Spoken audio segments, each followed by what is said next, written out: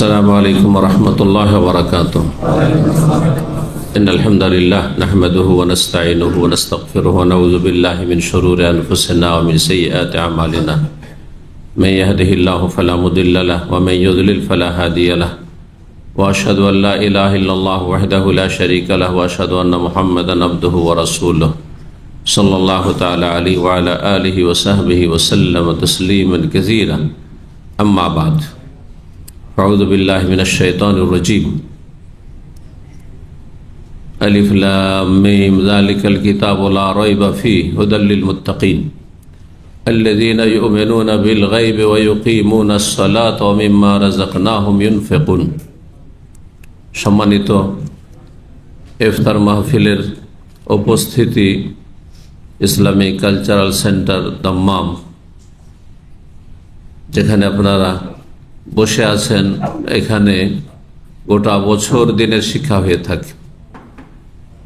এটি আপনাদের অবগতির জন্য বলছি। অধিকাংশ ভাইয়েরা হয়তো নতুন আছেন বা অনেকেই নতুন আছেন, তো আপনারা আশা করি শুধু রমজান মাসেই নিজেকে সীমিত রাখবেন না, শুধু রমজানই মুসলমান হবেন না, বরং রব্বানি হবেন।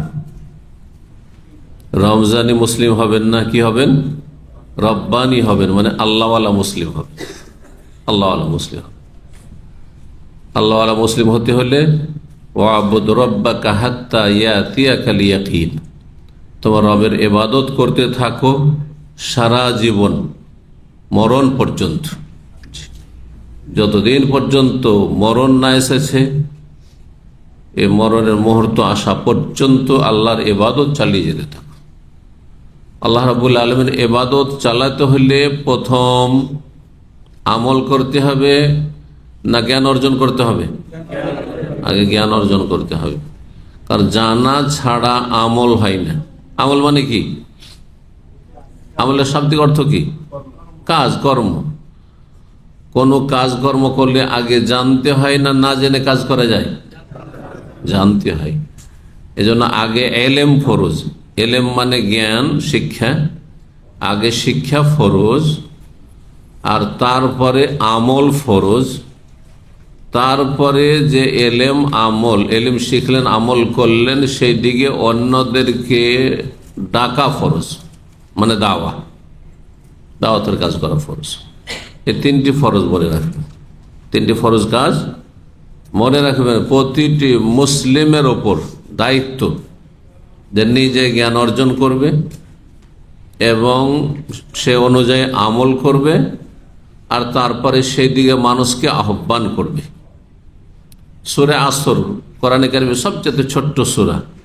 এই সূরায় এই তিনটি বৈশিষ্ট্য যাদের আছে, এবং চতুর্থ বৈশিষ্ট্য হচ্ছে যে এটা টেম্পোরারি না, ওয়াতাওয়াসাউ বিস-সাবরি, সারা জীবন যদি এই বৈশিষ্ট্য থাকে, ধৈর্য ধারণ করে অবিচল হয়ে অটল হয়ে যদি আপনি আমল করতে পারেন, চলতে পারেন এই পথে, তাহলে আপনি হচ্ছেন সফল। না হলে ইন্নাল ইনসানা লাফি খুসর, মানুষ হচ্ছে ক্ষতিগ্রস্ত। সমস্ত মানুষ পৃথিবীর ক্ষতিগ্রস্ত, নিজের ক্ষতি নিজেই করছে যদি এই বৈশিষ্ট্যগুলো না থাকে। কি বৈশিষ্ট্য বললাম? হ্যাঁ, কি বৈশিষ্ট্য বললাম? কয়টি বললাম? তিনটি, আর 4 নম্বর দিয়ে চারটি বৈশিষ্ট্য বললাম। হ্যাঁ, কারণ অনেকে আছেন হয়তো কিছুদিন শিখলেন, ব্যাস 1 মাস 2 মাস শিখলেন, এই তো আপনারাও তো শিখছেন। রমজানটা শিখলেন, ব্যাস হয়ে গেল, কাজ হয়ে গেছে। হ্যাঁ, অধিকাংশ মুসলিমরা রমজান মাসে আমল করছেন, তো করছেন না? বেনামাজিও নামাজ পড়ছে, অনেকটাই নামাজ পড়ছে রমজান মাসে। তারাই পড়ছে, ফরজ পড়ছেন, হ্যাঁ, রোজা রাখছেন, কিছু নেক কাজ করলেন, দান সাদকা করলেন, বাকি 11 মাসে নেই। হ্যাঁ, যারা দিনের কথা মানুষকে শিখান, জানান, ওদের আবার অধিকাংশই আছে কি, হ্যাঁ, টেম্পোরারি। কখন 1বার 2বার বলল, আরে ভাই কাজ হবে না, ওকে আল্লাহ হিদায়াত করে, অথবা বলো যা কাদা খাবে 7 বার। হ্যাঁ, যেমন কর্ম তেমন ফল, আমার বলার দরকার কি? যার যে কর্ম করবে সে সেরকম ফল পাবে বলে আপনি নিজেকে মুক্ত করে নিলেন। অথচ তিনটি ক্ষেত্রেই সবর করতে হবে।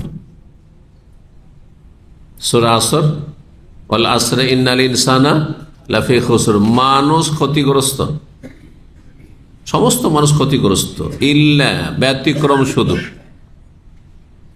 আল্লাযীনা আমানু, যারা জ্ঞান অর্জন করে। কিসের জ্ঞান অর্জন করতে হবে? হ্যাঁ, আল্লাহ রাব্বুল আলামিন যে উদ্দেশ্যে আপনাকে আমাকে সৃষ্টি করেছেন। কি উদ্দেশ্যে সৃষ্টি করেছেন? আল্লাহ ইবাদতের জন্য।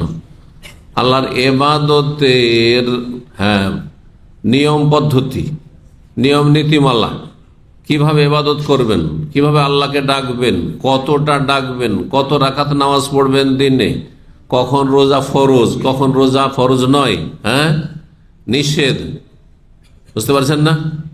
ঈদের দিনে যদি রোজা রাখেন হবে নাকি হবে না গুনাহ হবে? তাহলে বোঝা গেল যে রোজা রাখার নিষেধ, কখনো রোজা রাখলে গুনাহ হচ্ছে। আর এই রমজান মাসে যদি রোজা ছাড়ে সুস্থ মানুষ, তাহলে জাহান্নামে যেতে হবে। দেখুন, অথচ রোজা, এই রোজা কখনো রাখলে জাহান্নামে যেতে হবে, আর রমজান মাসে না রাখলে জাহান্নামে যেতে হবে। এখন জোহরের নামাজ সকাল 10টায় যদি পড়েন হবে? গুনাহ হবে। আজান দেওয়া সওয়াবের কাজ না? আজান দেওয়া ভালো কাজ না? সেই জন্য আপনি যদি নিজের যুক্তিতে মুক্তি খুঁজেন, বলেন যে আজান দেওয়া তো ভালো কাজ, আজান দিলে শয়তান পালাই না? হাদিসে তো আছে, আছে না? শুধু 5 বার কেন শয়তান তাড়াবো? যখন ইচ্ছা তখন তাড়াবো, তাই না? যেন 5 বারে যে 10 বার আজান দেন দিনে, নেকি হবে না গুনাহ হবে? গুনাহ হবে। তাহলে বুঝা গেল যে যেই জ্ঞান অর্জন করতে হবে সেটি হচ্ছে ওহীর জ্ঞান।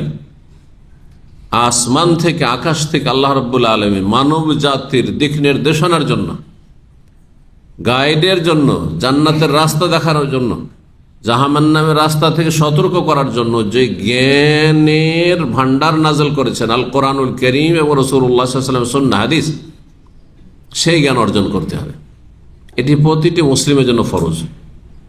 তালাবুল ইলম ফারিজাতুন আলা কুল্লি মুসলিম, প্রতিটি মুসলিমের ওপর, নর হোক আর নারী হোক, দ্বীন সম্পর্কে জ্ঞান অর্জন করা। আর দ্বীন রয়েছে ওহীতে, ওহীর জ্ঞান অর্জন করা। ওহী হচ্ছে কোরআন কারীম এবং রাসূলের হাদিস সাল্লাল্লাহু আলাইহি ওয়াসাল্লাম। জ্ঞান অর্জন করা ফরজ। কতটা জ্ঞান অর্জন করে? যতটা দিয়ে আমল করতে পারেন, এটা ফরজ আইন। যতটা দিয়ে আমল করতে পারবেন। আর এর অতিরিক্ত জ্ঞান অর্জন করা ফরজে কিফায়া, আপনাদের সবার জন্য মুস্তাহাব কাজ, সুন্নাত কাজ। সবাই যদি আলেম হয়ে যেতে পারেন বড় বড়, তো এটা ভালো কাজ, কিন্তু ফরজ নাই। আর প্রত্যেক গ্রামে, এলাকায়, অঞ্চলে ভালো আলেম তৈরি হবে, প্রত্যেক বংশে ভালো আলেম তৈরি হবে, 1-2 জন যারা নিজের বংশকে জাহান্নাম থেকে রক্ষা করবে, জান্নাতের রাস্তা দেখাবে। এটি হচ্ছে ফরজে কিফায়া। 1-2 জন আপনার বংশে যদি আলেম তৈরি হয়ে যায়, তো আপনার গোটা বংশ পার পেয়ে যাবে, ফরজে কিফায়া আদায় হয়ে যাবে। তো জানা যায় আপনার বাড়িতে 5 বাপ বেটা আছেন, 2 জন গেলেন, হয়ে গেল, কাজ হয়ে গেল। আর কেউ যদি গোটা গ্রাম যদি জানাজা পড়তে না পারে, সবাই গুনাহগার, সবাই গুনাহগার। অথচ গ্রামে 200 লোক বাস করে, 50টা লোক, 40টা লোক গেলে কাজ হয়ে যেত, ফরজে কিফায়া আদায় হতো। ঠিক ওই রকমই অতিরিক্ত জ্ঞান অর্জন করা, বড় আলেম হওয়ার জন্য, বড় বিজ্ঞ হওয়ার জন্য, স্কলার হওয়ার জন্য, এটি ফরজে কিফায়া। আপনাদের জন্য সুন্নাত মুস্তাহাব, যত পারেন ভালো। কিন্তু কতটা ফরজ আপনাদের জন্য মৌলিক জ্ঞান অর্জন করা, যা দিয়ে আপনি আমল করতে পারবেন। এলেম, তারপর আমল, তারপর দাওয়াত, তারপরে সবর। মনে থাকবে 4টি। প্রশ্ন করে প্রাইজ দেবেন আজকে নতুন লোকদের। এলেম যদি থাকে আর সেই অনুযায়ী তারপর বিশ্বাসের সাথে এলেম। একটা জিনিসে বিশ্বাসী না থাকে তো ওই জ্ঞানের কোনো মূল্য আছে? কোনো মূল্য নেই। এই জন্য ইল্লাল্লাযীনা আমানু বলেছেন। উদ্দেশ্য হচ্ছে জ্ঞান অর্জন করি, সহি কথাকে বিশ্বাস করা, মেনে নেওয়া, ওয়া আমিলুস সালিহাত, আর ভালো আমল করা, ভালোটা আমার আপনার খেয়াল খুশি না আল্লাহ যেভাবে চেয়েছেন? আল্লাহ যেটাকে ভালো বলে সেটা ভালো। এই জন্য বললাম যে 5 বার আজান 5 ওয়াক্তের জন্য দিলে আল্লাহ এটাকে ভালো বলেছেন, এটি নেকির কাজ। কিন্তু 10 বার যদি আজান দেন তো এটি গুনার কাজ, জাহান্নামে যাওয়ার কাজ, এর নাম বেদাত। দিনে 5 বার আজান এটি সুন্নাত, ঠিক না? নবীর তরিকা। আজান ফরজ, কিন্তু কথা হচ্ছে নবীর তরিকা। সুন্নাত বলতে রসুলের তরিকা, সুন্নাতে রসুল্লাহ। আর সুন্নাতের বিপরীত হচ্ছে বেদাত। 10 বার আজান দেন তো এটি হচ্ছে বেদাত। এলেম শিখতে হবে, আমল করতে হবে, আমেলুস সালিহাত, আর আমল করে অন্যদেরকে আমলের জন্য উৎসাহিত করতে হবে। ওয়াতাওয়াসাউ বিল হক, হকের ওপর প্রতিষ্ঠিত থাকতে হবে আমল করে, এবং হকের দিকে আহ্বান করতে হবে, ডাকতে হবে। আপনার 5 ভাই আছে, 5 ভাইয়ের স্ত্রী আছে, ছেলে মেয়েরা আছে, সব সাবালক সাবালিকা হয়েছে, কেউ নামাজ পড়ে কেউ পড়ে না, বলছে ঐচ্ছিক। ও সব ভালো বুঝছে না, চলবে না। ও আনফুসাহুম ওয়া আহলিকুম, নিজেকে রক্ষা করতে হবে জাহান্নাম থেকে, তাদেরকে রক্ষা করতে হবে। সুতরাং যারা নামাজি, যারা ভালো মানুষ, তারা খারাপগুলোকে ভালো করতে হবে, বাঁকাগুলোকে সোজা করার চেষ্টা করতে হবে। যার ক্ষমতা আছে কথা বলার, কথার দ্বারা, যার বল প্রয়োগ করার অধিকার আছে, ক্ষমতা আছে বল প্রয়োগ করা, সরকারের অধিকার আছে, ক্ষমতাও আছে বল প্রয়োগ করা, বাই ফোর্স নামাজ পড়িয়ে নেবে, পিটিয়ে নামাজ পড়িয়ে নেবে। কিন্তু আমার পিটানোর অধিকারও নেই আর ক্ষমতাও নেই। সুতরাং আমার ফরজ দায়িত্ব, আমার বলার ক্ষমতা আছে, জ্ঞান আছে ইসলাম সম্পর্কে, আমার ফরজ হচ্ছে আপনাদেরকে ওয়াজ করা, উপদেশ দেওয়া, জান্নাতের ভয় দেখানো, জান্নাতে যে উৎসাহিত করা। এটা না করি তো আমাকে জবাব দিতে হবে, এটা দাওয়ার কাজ। একজন সাধারণ মানুষ, রুমমেট, বেনামাজি, 1 ওয়াক্ত নামাজ পড়ে না, পাপ করছে, বিভিন্ন পাপে জড়িয়ে আছে।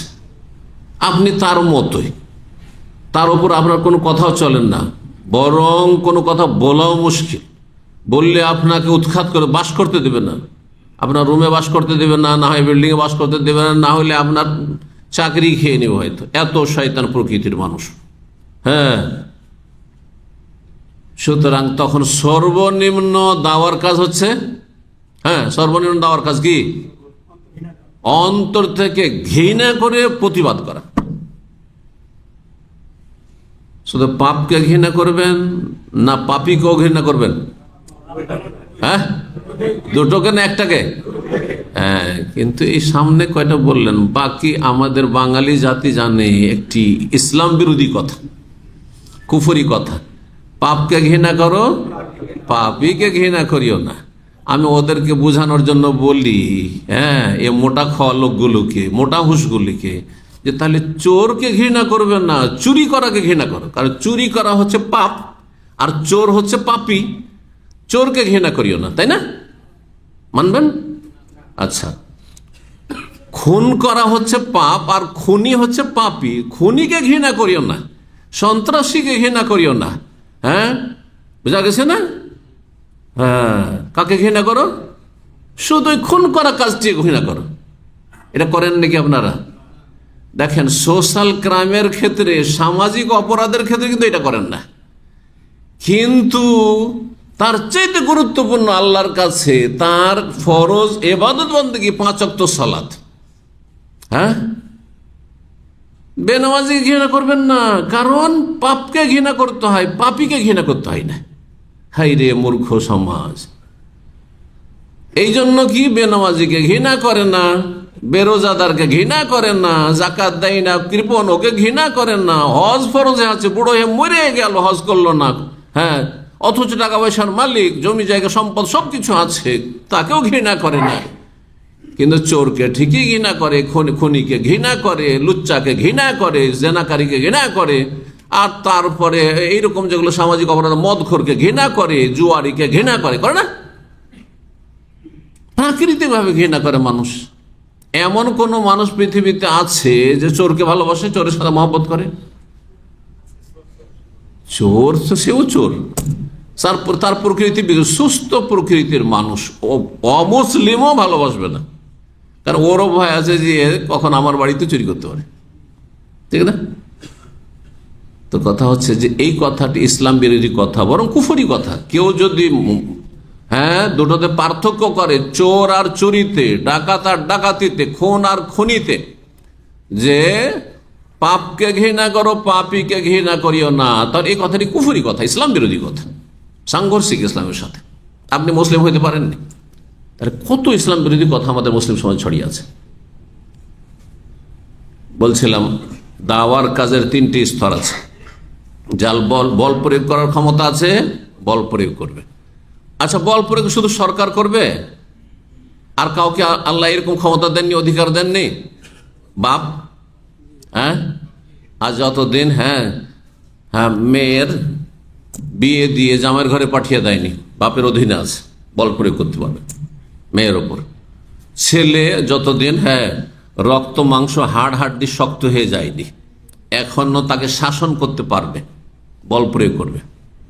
আর যখন হাড়াহাড়ি শক্ত হয়ে গেছে, এখন বাপ যদি বলে 18 বছর 20 বছর 25 বছরের ছেলেকে যে নামাজ পড় না হলে পা ভেঙে দেবো, হাত পা ভেঙে দেবো, মার দেবো, মার দিতে গেলে উল্টো বাপকে হয়তো মার খেয়ে নিতে হবে, তখন বল প্রয়োগ করা চলবে?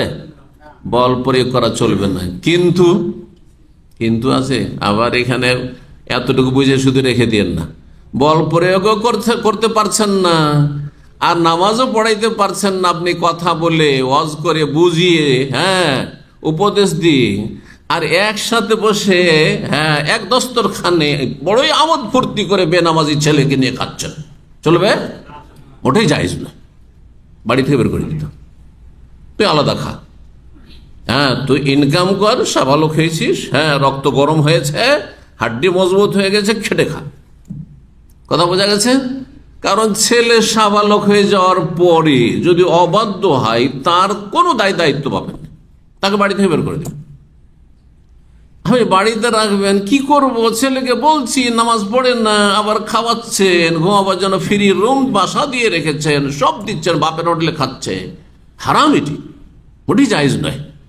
যারা বাবা হয়েছেন আর ছেলেরা সাবালক হতে যাচ্ছে, ইসলামের বিধান ভালো করে শুনেন না, হয় সোজা করবেন আর না হলে বাড়িতে বের করে দেবেন। যদি দেখেন যে সোজা হচ্ছে না, ফরজ ওয়াজিবের ক্ষেত্রে, সুন্নত নফলের ক্ষেত্রে নয়, আপনার সংসারের কাজের ক্ষেত্রে নয়, আপনার দোকানে ডিউটি যাচ্ছেন না, আপনার হক, আপনি ছাড় দিতে পারেন, ঠিক আছে ছেলে ডিউটি করতে চাই না, বসে বসে খেতে যাচ্ছে, বসেই খাওয়ান আপনি, এটা আপনার ব্যাপার। কিন্তু রবের হকের ক্ষেত্রে মসজিদে যাবেন আর নামাজ পড়বেন, আর আপনি আপনার হোটেলে খাওয়াবেন, আর বলবেন কি করব, বলছি নামাজ পড়েন না। এটা হচ্ছে অধিকাংশ আমাদের দেশীয় মুসল্লিদের অবস্থা। ছেলেরা বেনামাজি, বউরা বেনামাজি, আর তাদেরকে নিয়ে একই অন্যে খাওয়া দাওয়া করছে, হারামই করছে, মোটেই জায়েজ নয়। সম্মানিত ভাতৃমণ্ডলী, নামাজ অত্যন্ত গুরুত্বপূর্ণ বিষয়। নামাজ ছাড়া ইসলামের কল্পনা করা যায় না। কোরআন এবং হাদিসের আলোকে, ওহীর আলোকে আল্লাহ রাব্বুল আলামিন বেনামাজিকে কোন আয়াতে মুসলিম বলেন? ভালো করে শুনেন, রাসূলুল্লাহ সাল্লাল্লাহু আলাইহি ওয়াসাল্লাম বেনামাজিকে মুসলিম বলেননি, বরং এর বিপরীত কাফের বলেছেন। রাব্বুল আলামিনের বিধান তাই। সূরা তাওবাতে দুটো আয়াত আছে, আপনাদেরকে মনে করিয়ে দিচ্ছি। ফাইন তাবু ওয়া আকামুস সালাতা ওয়া আতাউজ যাকাতা ফাইখওয়ানুকুম ফিদ্দিন, তারা যদি তওবা করে, ওয়া আকামুস সালাত, তওবা করা মানে শুধু মুখে তওবা নয়, কাজে কর্মে তওবা। এই জন্য আল্লাহ বলছেন ওয়া আকামুস সালাতা, তওবা যে সত্যি সত্যি করেছে এর প্রমাণ হচ্ছে যে সালাত, নামাজ কায়েমকারী হবে। কায়েমি নামাজ কাকে বলা হয়? মাঝে মাঝে পড়লে, জুমা পড়লে, দিনে 3 ওয়াক্ত 2 ওয়াক্ত, রমজানটা পড়লাম, বাকি পড়লাম না, মিস করলাম, একে নামাজি বলে না? মোটেই নামাজি না। ফজর পড়ে না, সূর্য উঠিয়ে দেয়, 4 ওয়াক্ত পড়ে, বলবে এই লোকটা নামাজি না? মোটেই নামাজি না। সে আধা নামাজি বলতে পারে, আংশিক নামাজি বলতে পারে, কিন্তু সে নামাজি না, নামাজ কায়েমকারী না। কায়েম মানে সোজা, প্রতিষ্ঠা। জি, তো আল্লাহ বলছেন তারা যদি তওবা করে, নামাজ কায়েম করে, ওয়াতাউ যাকাত, যাকাত প্রদান করে, ফা ইখওয়ানুকুম ফিদ্দিন, তাহলে তোমাদের দ্বীনি ভাই, মানে তাহলে মুসলিম ভ্রাতৃত্ব থাকবে, তারা তোমাদের মুসলিম ভাই। এর বিপরীত অর্থ কি হয়? যদি তওবা করে নামাজি না হয়, বেনামাজি থেকে যায়, হ্যাঁ, তাহলে তোমাদের ভাই না। বুঝতে পারছেন না? আল্লাহ রাব্বুল আলামিন জেহাদের বিধান বর্ণনা করতে গিয়ে আর একটি আয়াতে বলছেন এটা শাসক গোষ্ঠীর জন্য। পাবলিক আবার জেহাদ হাতে নেবে না, আইন হাতে তুলে নেবে না। আলেম নিজে জেহাদ, হ্যাঁ, আলেম সরকারকে বলতে পারে ফতুয়া দিয়ে, হ্যাঁ, তাও না স্টেজের নাই, সরকারের কাছে গিয়ে পরামর্শ দিয়ে উপদেষ্টা হিসাবে। কিন্তু জেহাদের ঘোষণা কে করবে? সরকার। যুদ্ধের ঘোষণা কে করবে? সশস্ত্র যদি লড়াই, সরকার ছাড়া কোন আলেম, মুফতি, আল্লামার, সংগঠনের নেতা কারোই অধিকার নেই। শুনে রাখেন, এখান থেকে জঙ্গি তৈরি হয়েছে মুসলিম সমাজে। যারা নিজেরাই ফতোয়াবাজি করা শুরু করলো, মেম্বার পেলে, মাইক পেলে দিল একবারে, হ্যাঁ, ফাটিয়ে দিল, হ্যাঁ, আর তারপরে হ্যাঁ কিবোর্ড যোদ্ধা সব, কিবোর্ডে যুদ্ধ করা শুরু করলো, ফেসবুক যোদ্ধা সব। কথা বুঝতে পারছেন না? এরা হচ্ছে জঙ্গি, এরা হচ্ছে সন্ত্রাসী, এরা হচ্ছে সীমা লঙ্ঘনকারী। কিন্তু সরকার যখন বলবে যে জালেমদেরকে প্রতিহত করার জন্য বের হইতে হবে, সরকার যদি ফাসেক হয়, পাপিষ্ট, আপনার সরকার নামে মুসলিম, কাজে মুসলিম নয়, অধিকাংশেরই অবস্থা এরকম, তারপরেও শুনতে হবে ফাসেক ফাজেক। ভারতে প্রথম দলটি যে জিহাদে গিয়েছিল, হ্যাঁ, কোন এলাকায় গিয়ে নেমেছিল বলেন তো দেখি, কার জানা আছে? ভারতে প্রথম জিহাদের জন্য যেই দলটি গিয়েছিল সাহাবায়ে কেরাম, তাবেঈনদের, সেই দলটি কোথায় পৌঁছেছিল প্রথম? না, কিচ্ছু জানেন না। সিন্ধু প্রদেশ, সিন্ধু প্রদেশ। কার নেতৃত্বে? তাবেঈ মুহাম্মদ বিন কাসিম রহমতুল্লাহ আলাইহির নেতৃত্বে, তাবেঈ আচ্ছা, সেনাপ্রধান। তাকে পাঠিয়েছিল কে জানেন? আশ্চর্য হয়ে যাবেন, আশ্চর্য হবেন আপনি। বললাম যে পাপিষ্ট সরকার হয় আর আপনাকে জেহাদের নির্দেশ দেয়, তাহলে পালন করতে হবে। কিন্তু সরকার ছাড়া জেহাদ, সশস্ত্র জেহাদ হয় না, এটি বোঝানোর জন্য, যাতে মুসলিম সমাজে এই যুবক পোলাপান কিছু স্কুল কলেজ পড়ে একটু ধার্মিক হইতে এক গর্ত থেকে উঠে আসলো, নাস্তিকতার গর্ত থেকে উঠে আসলো, সেকুলারিজমের গর্ত থেকে উঠে আসলো, আর গিয়ে চরমপন্থার ওই আপনার জঙ্গিদের গর্তে গিয়ে আছাড় খেয়ে পড়ে গেল, গুমরাহ হয়ে গেল। এমনটা যেন না হয়। আমরা চাইছি যে এক গর্ত থেকে উঠে এসে থাকেন, রাস্তার উপর রাজপথে থাকেন, যাতে জান্নাত যেতে পারে। এদিকেও গর্ত আছে, এদিকেও গর্ত আছে, সাবধান। আমি ছেলে মেয়েদের মানুষ করার ক্ষেত্রে বলি, যেমন আপনার ছেলে মেয়েদেরকে নাস্তিক হতে দেবেন না, সেকুলার হতে দেবেন না, মানব রচিত বিধানে বিশ্বাসী হতে দেবেন না, তেমন জঙ্গি, সন্ত্রাসী, চরমপন্থী হতে দেবেন, টেরোরিস্ট হতে দেবেন না। দুটোই কিন্তু গর্ত, জাহান্নামের গর্ত। সতর্ক, সাবধান। কথা বুঝতে পারছেন না? জি হ্যাঁ। যার যে অধিকার আছে সে অধিকারের প্রয়োগ করবে, যার যে ক্ষমতা এবং অধিকার আছে সেটাতেই নিজেকে সীমাবদ্ধ রাখবে। আমার অধিকার নেই যে আমি এসবের ঘোষণা করব, শাসকের অধিকার। বলছিলাম মোহাম্মদ বিন কাসেম রহমতুল্লাহ আলাইহি, মাত্র 18 বছরের যুবক, তিনি সেনাপ্রধান, তার নেতৃত্বে যাচ্ছেন, হ্যাঁ, সিন্ধু প্রদেশ, তখনকার সিন্ধু, এখনকার বর্তমান সিন্ধু, জানেন তো, সিন্ধু একটা প্রদেশ পাকিস্তানের। পাকিস্তান তখন অখণ্ড ভারত, অখণ্ড ভারতীয় এগুলো সব, হ্যাঁ, ভারত, বাংলাদেশ, নেপাল, বর্মা, এই সমস্ত যত সিকিম, ভুটান, এগুলো সব ছিল সব অখণ্ড ভারত তখন একবারে। জি, তো সেখানে পৌঁছিলেন, হ্যাঁ, কার নির্দেশে গিয়েছিলেন? যার নির্দেশে গিয়েছিলেন মোহাম্মদ ইবনে কাসেম, তিনি তার শ্বশুর, আর সে ছিল বাসরার কুখ্যাত জালেম, খুনি গভর্নর। কথা বুঝতে পারছেন? তার নাম যেহেতু বলে দিয়েছি, হ্যাঁ, যে সে খুনি, কুখ্যাত, হ্যাঁ, 1,20,000 যাদেরকে বিদ্রোহী মনে করতো, দেশদ্রোহী মনে করতো, ধরে ধরে শুধু জবাই করতো। ওর কাজই ছিল মানুষ জবাই করা। কত বড় জালেম ছিল সে, চিন্তা করো। আজকাল এরকম জালেম হিটলার ছাড়া খুঁজে পাওয়া মুশকিল আছে। এইরকম জালেম ছিল। তার নাম হাজ্জাজ বিন ইউসুফ। জি, আর তার উপরে খলিফা দামেস্কে ছিলেন উমাইয়া বংশের খলিফা। জি, তো তার অর্ডারে জামাইকে সেনাপ্রধান বানিয়ে জিহাদ ভারতে ইসলামের প্রচারের জন্য এবং জিহাদের জন্য পাঠিয়েছে। তাহলে বলছিলাম যে শাসক ছাড়া কিন্তু অস্ত্র ধরা হয় না, আইন হাতে নয়। চোরের হাত কাটবেন, এটা চোর হঠাৎ করে ধরলেন না, ধর হাত কেটে নেবেন? হাত কাটা ইসলামের বিধান না? তারপরও কি এটা বাস্তবায়ন কে করবে? সরকার করবে। আচ্ছা, যদি এইটাই যদি ইসলামের বিধান হওয়া সত্ত্বেও আমি যদি করি তো আমি জাহান্নামী। বুঝতে পারছেন না? সীমা লঙ্ঘন করলাম। ইন্নাল্লাহ লা ইউহিব্বুল মুতাদিন। তাহলে আমাদের দেশে যে চোরকে, ডাকাতকে, পকেটমারকে গণপিটুনি দিয়ে মেরে ফেলা হয়, এটা কি জায়েজ, হারাম কিনা? যারা গণপিটুনি দিয়ে চোরকে, পকেটমারকে মেরে দিচ্ছে, বা গণপিটুনি দিচ্ছে, তারা জাহান্নামে যাওয়ার কাজ করছে কিনা?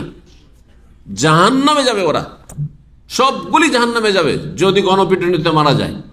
আর যদি জুলমের শিকার হয়, সবার মারার অধিকার তাকে নেই, প্রশাসন অধিকার রাখে যে তাকে কি শাস্তি দিতে হবে, তার অপরাধ অনুযায়ী তার শাস্তি। যদি দণ্ডবিধানে পৌঁছে যায় তো যেগুলো ইসলামের দণ্ড আছে, হুদুদ আছে, সেগুলো হবে। আর না হলে তাজির, শাসনমূলক কিছু পানিশমেন্ট সরকার করবে, সেটা সরকার নির্ধারণ করবে। কথা বুঝতে পেরেছেন না? তো যে কথা বলছিলাম যে নামাজের গুরুত্ব বলতে গিয়ে বললাম যে নামাজ না পড়লে ইসলাম থাকে না, এই কথা কোরআনে স্বয়ং আল্লাহ বলেছেন। নামাজ না পড়লে জাহান্নামে যেতে হবে, এই কথা কোরআনে আছে। জাহান্নামে যখন জাহান্নামে চলে যাবে, সূরাতুল মুদ্দাসসিরে রয়েছে, জাহান্নামীরা যখন জাহান্নামে চলে যাবে আর জান্নাতীরা জান্নাতে চলে যাবে, তো জাহান্নামীদের সাথে কথোপকথন হবে। একই গ্রামের, একই বংশের জান্নাতী আর জাহান্নামী। ফি জান্নাতি ইয়াতাসাআলুনা আনিল মুজরিমিন, জান্নাতে জান্নাতীরা আছে আর ওই পাপী অপরাধীদের সম্পর্কে জিজ্ঞেস করবে যে আরে ওরা কোথায়, আমাদের গ্রামের অমুক অমুক কোথায়, আমাদের বংশের অমুক অমুক কোথায়, আর ওই লোকগুলি কোথায়, আমাদের সাথে একই কোম্পানিতে কাজ করতো, ওরাকে কেন জান্নাতে দেখি না? তখন তাদের সাথে যোগাযোগ জিজ্ঞাসা করবে, ইয়াতাসাআলুনা আনিল মুজরিমিন, অপরাধীদের সময় জিজ্ঞেস করবে, মা সালাকাকুম ফি সাকার, ওদেরকে জিজ্ঞাসা করে কি ব্যাপার, জাহান্নামে কেন, তোমাদের জান্নাতে কেন পাচ্ছি না, জাহান্নামে কেন গেলে? প্রথম উত্তর কি হবে?